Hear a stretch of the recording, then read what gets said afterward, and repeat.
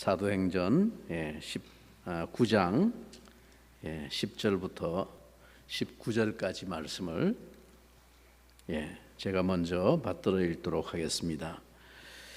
그때에 다메섹에 아나니아라 하는 제자가 있더니 주께서 환상 중에 불러 이르시되 아나니아야 하시거늘 대답하되 주여 내가 여기 있나이다 하니 주께서 이르시되 일어나 직가라 하는 거리로 가서 유다의 집에서 다섯 사람 사울이라 하는 사람을 찾으라.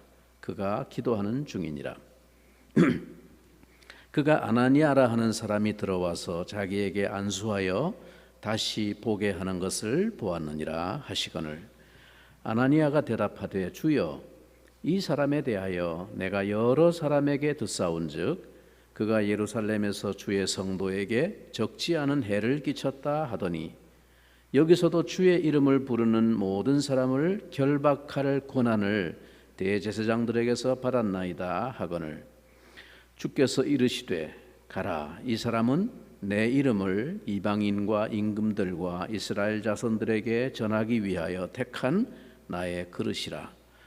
그가 내 이름을 위하여 얼마나 고난을 받아야 할 것을 내가 그에게 보이리라 하시니 아나니아가 떠나 그 집에 들어가서 그에게 안수하여 이르되 형제 사울아 주 곧 네가 오는 길에서 나타나셨던 예수께서 나를 보내어 너로 다시 보게 하시고 성령으로 충만하게 하신다 하니 즉시 사울의 눈에서 비늘 같은 것이 벗어져 다시 보게 된지라. 일어나 세례를 받고 음식을 먹으며 강건하여 지니라. 사울이 다메섹에 있는 제자들과 함께 며칠 있을세. 아멘.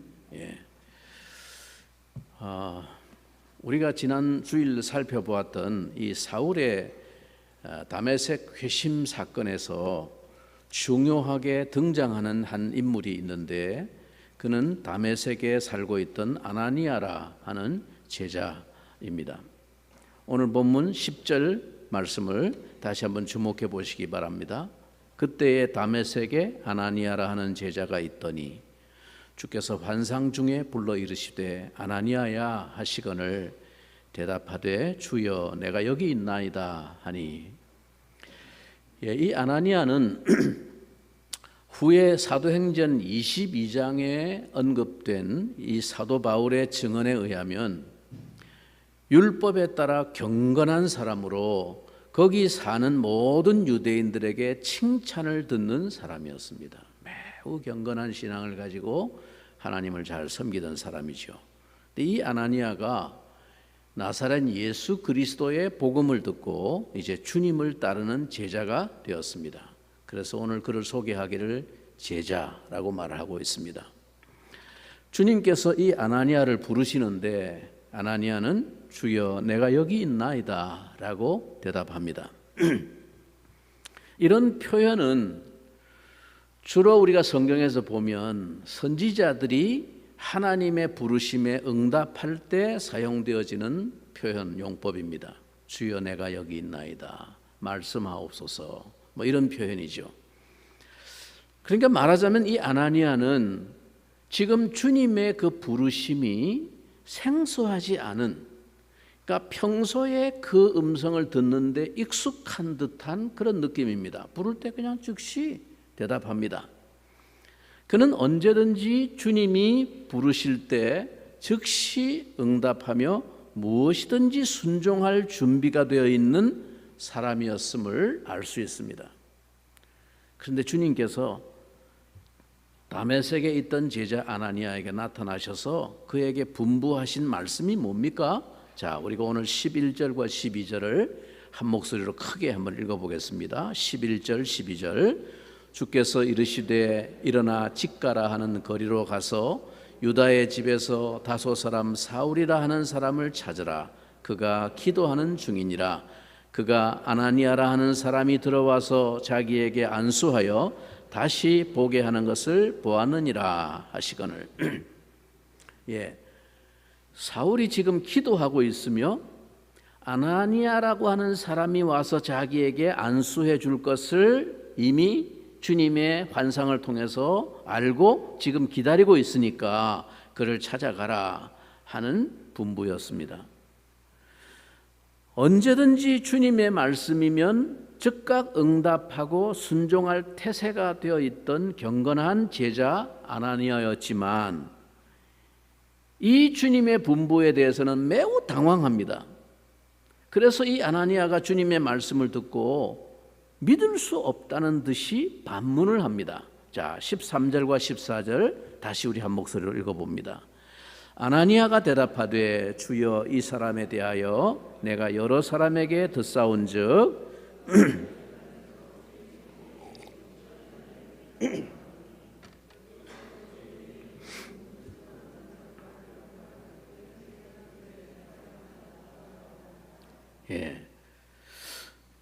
주님, 사울이 기도하고 있다고요? 그럴 리가 없을 텐데요. 제가 여러 사람에게 듣기로는 그가 예루살렘에서 주님의 성도들에게 많은 박해를 가했고 지금 여기서도 주님의 성도들을 잡아가기 위해 체포할 권한을 받아가지고 왔다고 합니다. 그런데 그런 사울이 지금 주님께 기도하고 있다고요? 그럴 리가 없을 텐데요 하고 아주 뜻밖이라는 투로 납득할 수 없다는 투로 주님께 반문하고 있습니다. 여러분, 때로 한 사람이 주님을 만나서 회심하게 되는 일이 다른 사람들의 생각에는 뜻밖의 일로 보여지곤 하는 것입니다. 그 사람이 예수를 믿게 되었다고요? 그럴 리가 없을 텐데 이처럼 하나님께서 한 사람을 회심하게 하시는 사건은 사람들에게 뜻밖의 충격이 될 만큼 사람의 상식과 생각으로는 이해할 수 없는 역사입니다. 그것은 전적으로 하나님의 은혜가 만들어내는 기적입니다. 그래서 당황하면서 의아해하는 아나니아에게 주님이 다시 말씀하십니다. 자, 15절 16절입니다. 주께서 이르시되 가라. 이 사람은 내 이름을 이방인과 임금들과 이스라엘 자손들에게 전하기 위하여 택한 나의 그릇이라. 그가 내 이름을 위하여 얼마나 고난을 받아야 할 것을 내가 그에게 보이리라 하시니, 주님께서 아나니아에게 다시 말씀하시기를 아니다, 내가 사울을 택하였다 하고 말씀하십니다. 사울아 사울아 네가 왜 나를 어찌하여 나를 핍박하느냐 하고 말씀하시던 그 핍박자요 원수인 사울을 놀랍게도 주님께서 내가 택하였다 라고 말씀하고 계십니다. 주님께서 빛으로 한번 나타나실 때 그 형편없는 나락으로 떨어졌던 별 수 없는 인생 사울을 내가 은혜로 택하였다 라고 놀라운 말씀을 하고 계시는 것이죠. 사랑하는 성도 여러분, 저와 여러분도 마찬가지 은혜를 입은 자들임을 아십니까? 우리가 잘 아는 로마서 5장 8절은 이 위대한 하나님의 사랑 이렇게 증언합니다. 우리가 아직 죄인 되었을 때에 그리스도께서 우리를 위하여 죽으심으로 하나님께서 우리에게 대한 자기의 사랑을 확증하셨느니라. 언제요? 언제 우리를 택하여 부르셨다고요? 우리가 아직 죄인으로 있을 때, 우리가 하나님의 원수 노릇을 하고 있을 때 놀랍게도 하나님께서 우리를 먼저 택하여 주셨습니다. 사도 바울은 자신의 이 확실한 체험을 바탕으로 훗날 주님의 사도가 되어 복음을 전하면서 이 하나님의 은혜의 구원에 대한 진리를 힘있게 증언합니다. 뭐라고 말합니까? 우리가 아직 죄인 되었을 때에, 우리가 하나님과 원수 되었을 때에 라고 로마서 5장의 말씀은 힘있게 반복해서 말합니다. 즉 아직 하나님도 알지 못하고 자기가 죄인인 것도 알지 못하고 인생의 운명이 얼마나 처참한 나락으로 꺼지지 않는 지옥불 속으로 던져져 마땅한지도 깨닫지 못하였을 때 하나님께서 우리를 사랑하시고 은혜로 택하여 주셨다고 말씀하는 것입니다. 그런데 주님께서 이렇게 사울을 은혜로 택하신 목적이 있다고 말씀합니다. 뭐라고 말씀합니까? 내 이름을 이방인과 임금들과 이스라엘 자손들에게 전하기 위하여 택한 나의 그릇이라. 여기에 은혜의 역전이 있습니다. 원수를, 죄인을, 대적자를 당신의 그릇으로 택하셨다는 것입니다. 하나님은 사람을 쓰시기 위해서 택하십니다. 하나님의 그릇으로 사용하시려고 사람을 택하십니다. 하나님은 친히 모든 일을 신속히 완벽하게 잘 이루실 수 있는 분이지만 하나님은 우리를 통해서 때로 서툴고 때로 시행착오를 범하고 때로 세월이 참 오래 걸리고 변화가 더딘 그런 우리를 통하여 일하시기를 기뻐하십니다. 이것이 알 수 없는 하나님의 은혜이고 하나님의 자신감이라는 거예요. 왜 이렇게 일하시나? 하나님의 자신감이에요. 안 될 것 같지? 세월만 한참 걸리고 일도 성과가 없을 것 같지? 그러나 하나님은 당신이 한 방 하시면 그냥 끝내버릴 수 있는 분임에도 불구하고 그런 인생을 일부러 택하여 부르셔서 당신의 그릇으로 삼아 그렇게 하나님이 구원의 역사를 펼쳐 가신다는 것은 하나님이 그 일에 자신감이 있으시기 때문이에요. 시간이 걸려도 나는 이룰 수 있는 분이다. 신이다. 하나님의 자신감입니다. 그래서 우리를 택하십니다. 그래서 우리를 사용하십니다. 그러나 사울이 주님의 택함을 받아서 이 택하신 주의 목적을 이루어 드리는 생애를 사는 것이 결코 쉽지 않을 것임을 주님께서 16절에 미리 말씀하고 계십니다. 뭐라고요? 그가 내 이름을 위하여 얼마나 고난을 받아야 할 것을 내가 그에게 보이리라 하시니. 주님은 주님의 이름을 전하기 위하여 사울을 택하셨습니다. 그런데 그 사울이 주님의 이름을 위하여 얼마나 많은 고통을, 고난을, 해를 받게 될 것인지를 또한 미리 말씀하셨습니다. 여러분, 신자의 삶이 이처럼 쉬운 삶이 아닌 것입니다. 사울이 받은 이 사명은 그만의 독특한 것이 아니라 주님의 증인들인 우리 모두에게 주어진 것입니다. 복음의 증인으로 부름받은 신자의 사명과 삶이 어떤 것인지를 하나의 표본으로 보여주신 것이 사울의 삶이라 할 수 있습니다. 그래서 오늘 이 사울의 이야기를 주님께서 상세하게 이렇게 말씀해 주시는 거예요. 그를 복음을 전하는 그릇으로 택하셨다. 전한다라는 원문의 단어가 바스타조라는 단어인데 이 단어의 뜻이 운반하다 그런 뜻입니다. 주님의 이름을 주님이 지명하시는 곳까지 택배 배송을 운반하는 그릇으로 우리가 부름을 받은 것입니다. 그것을 위해서 고난을 감당해야 하는 삶이 증인된 자들의 사명이라고 말씀하시는 것입니다. 그리스도인의 삶은, 택함받은 주의 제자들의 삶은 많은 대가를 지불해야 하는 그런 삶입니다.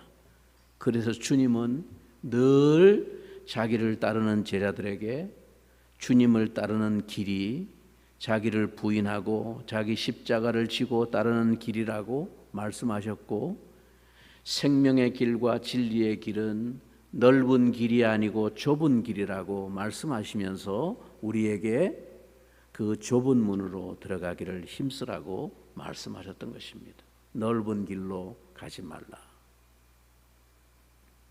그것이 진실로 자기가 죽을 죄인의 자리에서 은혜로 택함을 받은 자임을 깨달은 신자의 삶입니다. 이 땅에서 편하게 잘 살려고 우리가 주님을 택한 것이 신앙이 아니라는 것입니다. 이제 주님께서 이처럼 다시 말씀해 주셨을 때 아나니아가 어떻게 응답합니까? 자, 17절 같이 주목해 읽어봅니다. 17절. 아나니아가 떠나 그 집에 들어가서 그에게 안수하여 이르되 형제 사울아, 주 곧 네가 오는 길에서 나타나셨던 예수께서 나를 보내어 너로 다시 보게 하시고 성령으로 충만하게 하신다 하니, 아나니아는 주님의 분명한 설명을 듣고는 더 이상 지체하지 않고 즉시로 순종하여 그 자리를 떠나 지시하신 그 집으로 찾아 들어갔습니다. 앞에서 아나니아는 여러 사람에게 들은 위험한 소문을 말했는데 여러 사람들은 하나같이 그가 가까이 할 수 없는 위험 인물이라고 말했지만 주님은 그가 당신의 택한 그릇이라고 말씀하십니다. 결국 아나니아는 여러 사람의 말을 듣는 것이 아니라 오직 한 분, 주 예수 그리스도의 말씀을 순종하고 있습니다. 아나니아의 순종은 아주 두렵고 위험한 모험 같은 순종이 아닐 수 없었습니다. 여러 사람에게 들었던 것처럼 사울이 지금도 여전히 그러하다면 그가 그 집에 들어가서 사울을 만났을 때 자칫하면 그도 붙잡혀서 예루살렘으로 끌려가 죽임을 당하게 될지도 모르는 그런 위험 부담을 안고 있는 모험 같은 순종이었습니다. 여러 사람들이 다 그렇게 말했어요. 그런데 주님만 자기에게 환상으로 들려주시기를 아니다, 그는 나의 택한 그릇이다, 그렇게 말씀하시는 거예요. 이처럼 때때로 우리가 주님에게 순종하는 것은 매우 어렵고 위험을 각오하는 일이기도 합니다.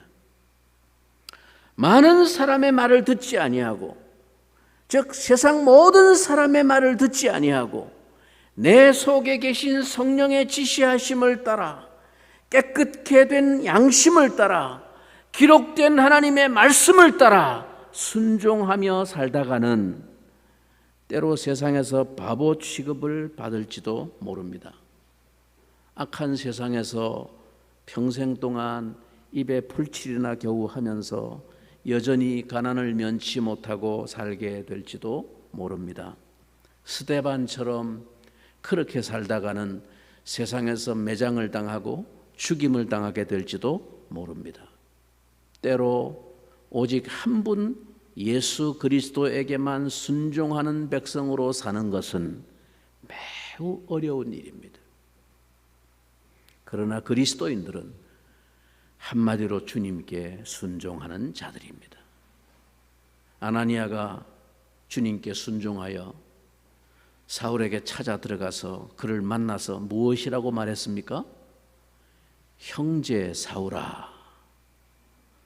사울을 뭐라고 부르고 있습니까? 형제라고 부르고 있습니다.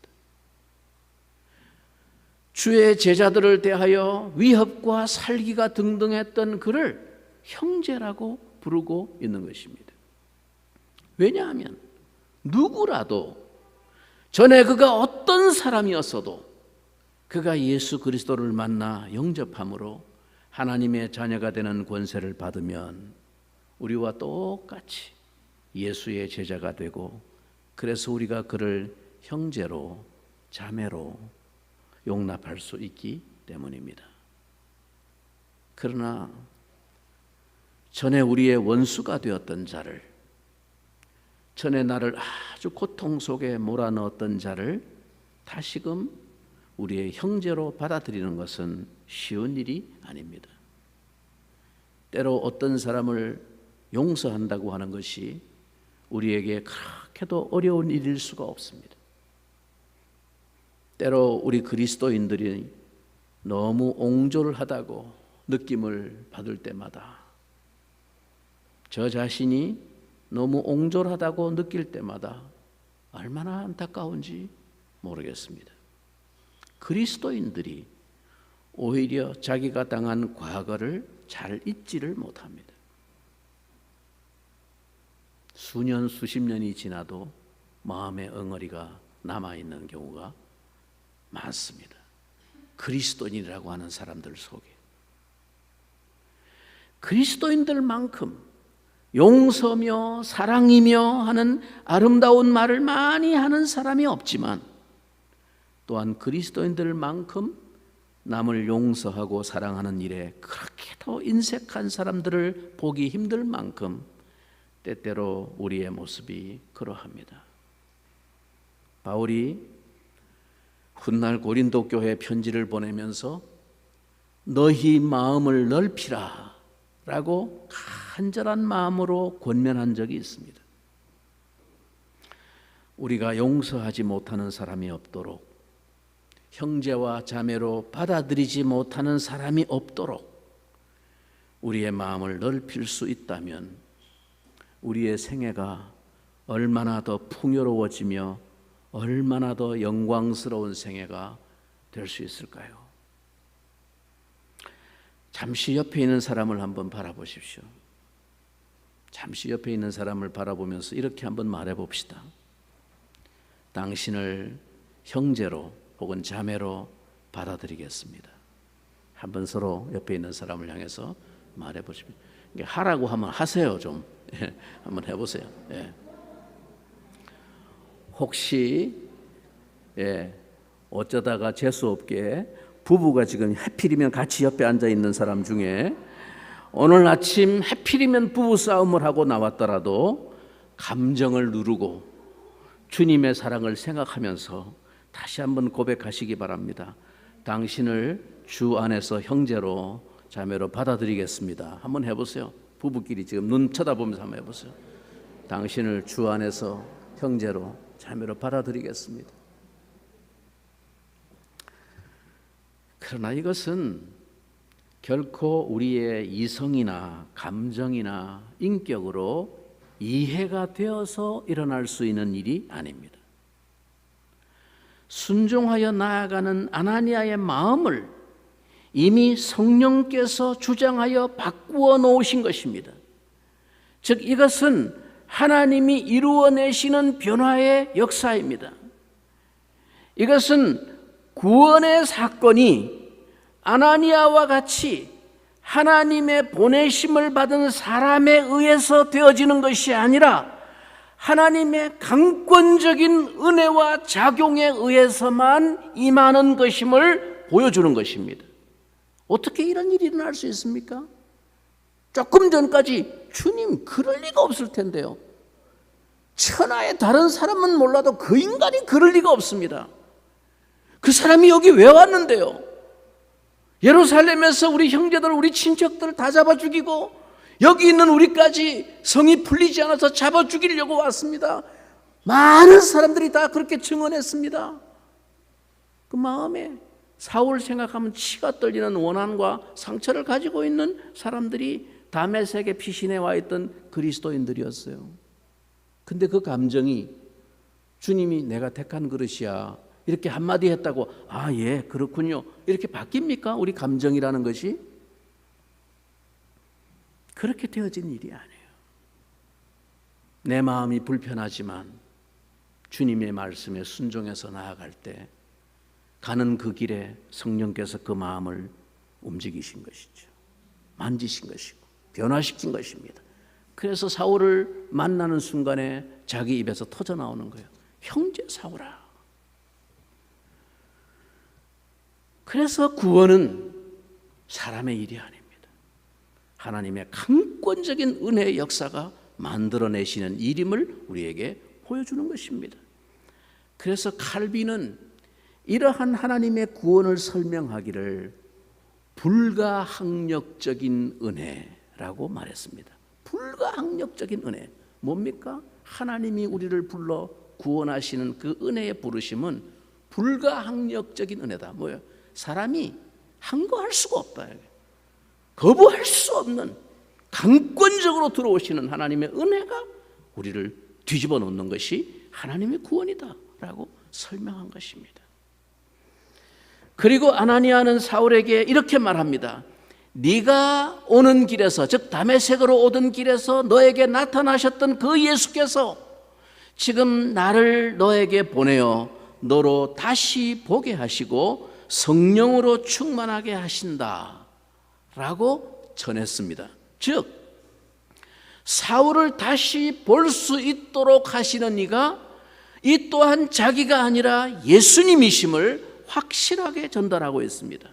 너를 다시 보게 하고 성령으로 충만하게 하시는 분은 나의 안수가 아니라 너에게 나타나셨던 예수님이시다 라고 분명하게 증거합니다. 여러분, 절대로 우리가 착각하지 말아야 합니다. 그 어떤 위대한 사역자요 능력의 종이라고 이름이 난 사람이라도 그가 기도하고 안수하여 그 능력으로 우리가 은혜를 받고 성령을 받는 것이 아닙니다. 그렇게 우리가 기대하는 사람, 무지하고 어리석은 자요, 또 스스로 자기를 그렇게 말하는 자는 성령을 모욕하는 지극히 교만한 자입니다. 오늘 아나니아처럼 너를 다시 보게 하고 너로 하여금 성령으로 충만케 하시는 이는 내가 아니고 나의 안수가 아니고 나를 보내시고 너에게도 나타나셨던 그 예수님이시다. 우리는 오직 나를 부르시고 보내시는 이에게 겸손히 순종하는 종일 뿐입니다. 나의 순종과 사역을 통해서 그 심령에, 그 듣는 사람의 심령에 오직 예수의 이름만 전달되고 새겨지고 남게 하는 사람이 진실로 주님의 증인입니다. 자신이 죄인의 자리에서 전적으로 하나님의 은혜로 택하심을 받은 인생임을 진실로 깨달은 자는 주께서 보내시는 어떤 인생을 향해서도 순종하여 나아갈 수 있어야 마땅하지 않겠습니까?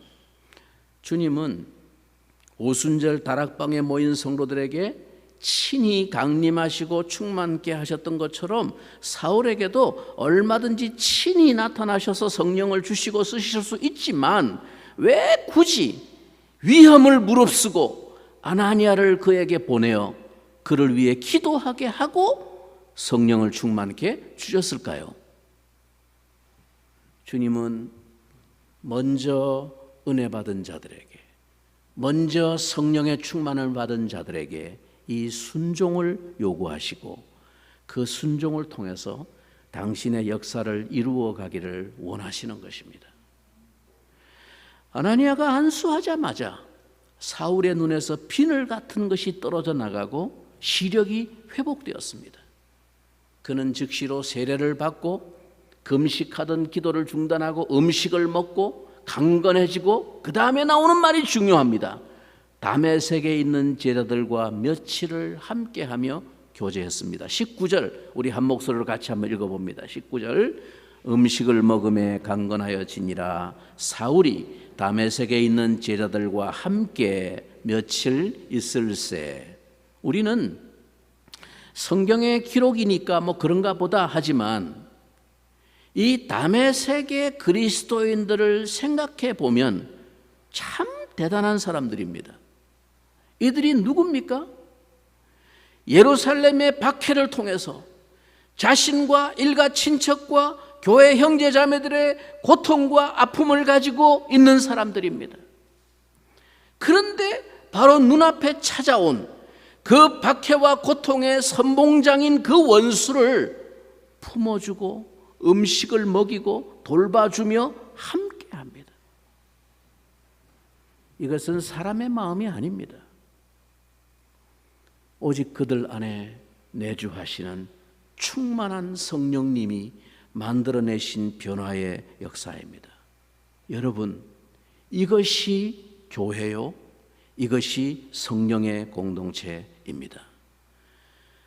위대한 사도 바울을 낳고 세운 것은 위대한 사도 베드로가 아니었습니다.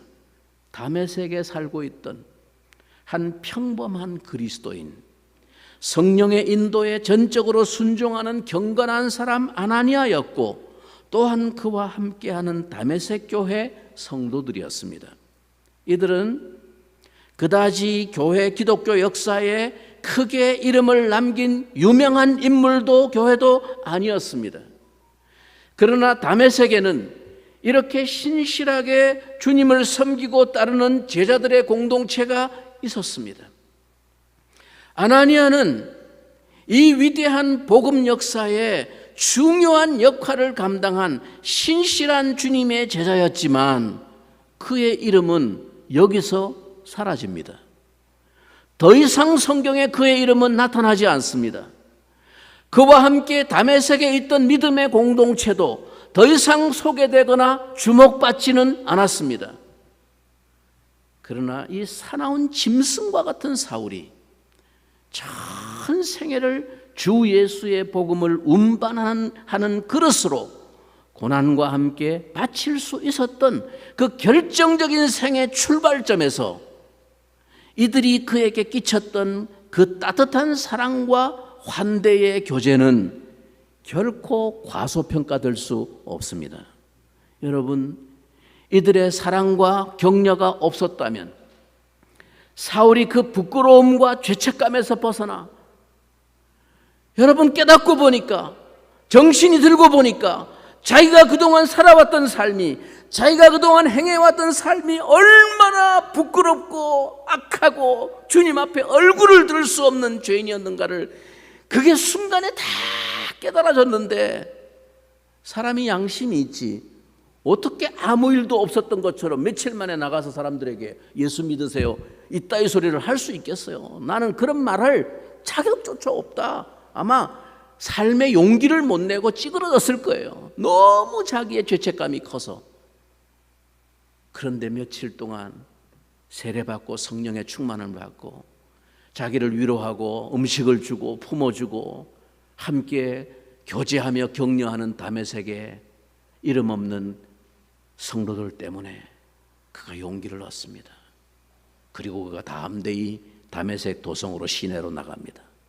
나가서 그리스도의 복음을 전하는 사람으로 생애를 드리게 되었습니다. 나는 오늘 우리 교회가 진실로 주님의 은혜를 깨달은 자들로서 이런 교회가 되기를 소원합니다. 어떤 죄인의 괴수 같은 인생이라도 주님이 한거할 수 없는 주권적인 은혜로 그를 택하고 불러 회개하고 주님을 영접하게 하셨다면 우리는 아무리 용서하기 힘든 직간접적인 상처와 고통을 안긴 원수라 할지라도 더 이상 과거의 감정에 지배받지 않는 성령의 마음으로 그 영혼을 전심으로 품을 수 있는 공동체, 정말 그 영혼의 피난처와 안식처가 되어질 수 있는 교회가 되어야 합니다. 이것이 교회의 사명이고 꿈이 되어야 합니다. 오늘 우리 모두가 이 깊으신 하나님의 뜻을 깨닫고 용서와 사랑으로 순종하여 나아가는 결단이 있기를 바랍니다. 우리 모두는 나 자신도 먼저 하나님의 갚을 길 없는 은혜에 빚진 자임을 잊지 말고 살아야 합니다. 나도 그 끔찍한 죄인으로 있을 때 날 대신하여 아들의 생명을 희생하신 하나님의 사랑이 부어졌습니다. 이것이 하나님의 구원입니다. 이것이 은혜입니다. 이 택하심의 은혜를 깨달은 감격을 우리가 경험하게 되면 누구나 이러한 찬양에 공감할 수밖에 없을 것입니다. 나 같은 죄인 살리신 주 은혜 놀라워. 잃었던 생명 찾았고 광명을 얻었네. 큰 죄악에서 건지신 주 은혜 고마워. 나 처음 믿은 그 시간 귀하고 귀하다. 아, 하나님의 은혜로 이 쓸데없는 자 왜 구속하여 주는지 난 알 수 없도다. 왜 내게 성령 주셔서 내 마음 감동해 주 예수 믿게 하는지 난 알 수 없도다. 내가 믿고 또 의지함은 내 모든 형편 아시는 주님 늘 보호해 주실 것을 나는 확실히 아네. 우리 함께 기도합시다. 주여, 내가 아직 죄인이었을 때에 내가 하나님의 대적자요 원수요 죄인임을 알지도 못한 채 무서운 파멸을 향해 달려가던 내 인생을 택하여 부르시고 구원의 은혜를 베풀어 주신 것을 기억하며 살게 하여 주옵소서. 나를 통해서 하나님의 은혜와 사랑과 복음이 운반되도록 그릇으로 쓰시려고 택하셨으니 주님이 보내시고 맡기시는 영혼에게 안식처와 피난처의 사명을 기쁨으로 감당하게 도와주옵소서. 우리 교회가 그런 성령으로 충만한 공동체가 되게 하여 주옵소서. 우리 한번 동성으로 같이 기도하겠습니다. 자비로우신 주 하나님, 우리 아버지 감사합니다. 택하심의 은혜를 깨닫고 하나님 그 구원의 감격 속에서 갚을 길 없는 하나님의 은혜에 빚진 인생임을 잊지 않고